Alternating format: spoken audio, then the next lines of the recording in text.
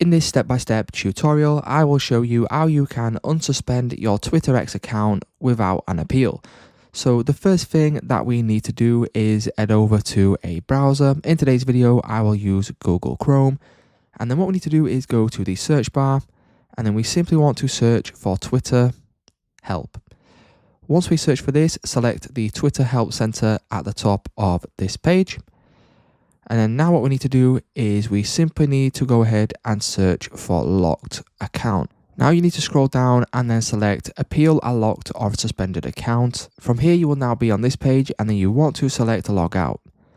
Once we click on log out, you will then be redirected over to here. And what you now need to do is enter in your phone, email or username associated with your account. Enter in your password and then click on return.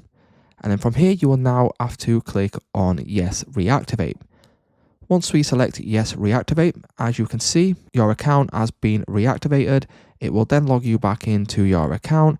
And then as you can see, you can use Twitter X as you would usually.